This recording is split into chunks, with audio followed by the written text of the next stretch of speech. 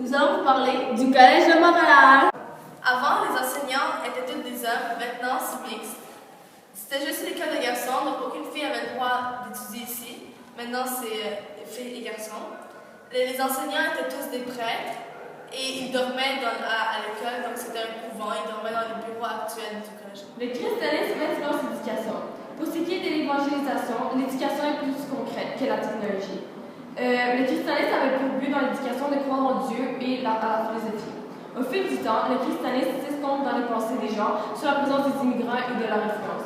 Donc, dans le fond, à cause des immigrants et de leur influence, il y a de moins en moins de christianisme. Avant, il y avait plusieurs cours d'éthique et culture religieuse presque tous les jours. Aujourd'hui, on en a seulement 2 jours sur 9. Les élèves ils devaient prier à tous les jours. Aujourd'hui, les messes sont plus importantes. Mais aujourd'hui, avant c'était surtout des chrétiens qui allaient dans l'école, mais aujourd'hui, c'est vraiment genre de tout. Le Collège de Montréal a été construit au printemps 1967 dans une annexe de presbytère près de Montréal. Le créateur, c'est Jean-Baptiste Curato de la Belaiserie, un prêtre de Saint-Sulpice. 6 ans après les débuts du collège, le nombre d'élèves augmentait de plus en plus.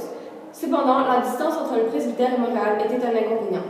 C'est pourquoi les mariés de Notre-Dame, les messieurs du séminaire et les citoyens prirent l'ancienne résidence du gouverneur de Vaudreuil, située sur la rue Saint-Paul.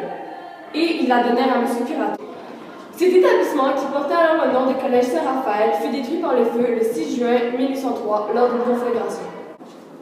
Le petit séminaire, situé sur la rue Saint-Paul, fut transformé en caserne pour subvenir aux besoins des militants venus de Londres à Montréal en 1861.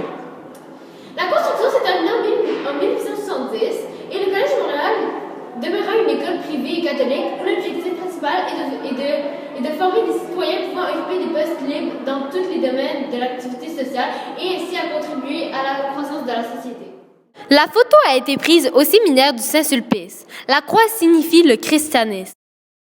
Voici le séminaire de Saint-Sulpice, situé sur la rue Sherbrooke. Il représente le christianisme. C'est la maison où Marguerite Bourgeois, catholique, habitait et enseignait. Elle est située devant le séminaire Saint-Sulpice. Ceci est une orgue. On la retrouve dans les églises catholiques. Elle se retrouve au Collège de Montréal à la Chaps. La Bible et le crucifix sont installés à la pastorale au Collège de Montréal. Ils représentent le christianisme. La peinture de Jésus est accrochée à la pastorale au Collège de Montréal. Jésus représente le christianisme. C'est bon. C'est quoi la plus grande différence entre votre première année au collège et cette année-ci? Oh mon Dieu, ma première année au collège, ça remonte à déjà 30 ans. Alors, quand je suis entrée au collège la première année, il y avait majoritairement des prêtres. On était 4 femmes seulement dans toute l'école, dont 2 à enseigner. Il n'y avait que des garçons. Les prêtres habitaient ici. L'espace du bureau ici, c'était une petite chapelle. Donc, au 3e étage, les bureaux des enseignants, c'était leur chambre, leur endroit où ils dormaient. Alors, quand vous allez voir les bureaux en haut, quand il y a un grand bureau, c'était le bureau. Quand il y a un petit bureau, c'était l'espace chambre, avec le lavabo qui était à l'endroit. Et les prêtres étaient toujours ici, donc le collège était ouvert 24 heures sur 24. On n'avait pas besoin de vraiment surveiller. On pouvait venir les fins de semaine, il y avait toujours quelqu'un, c'était leur maison à eux. Et on avait à peu près 550 élèves, c'était beaucoup moins qu'aujourd'hui. On faisait beaucoup de fêtes religieuses, on fêtait beaucoup les fêtes religieuses à Pâques, à Noël aussi.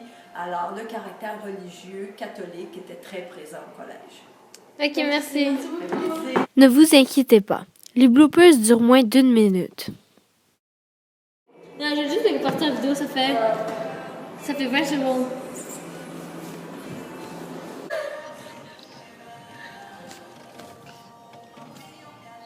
Illuminati.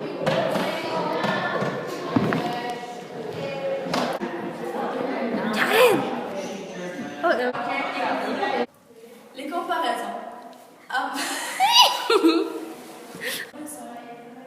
Mais pourquoi tu parles de la vidéo? Vas-y! Oui.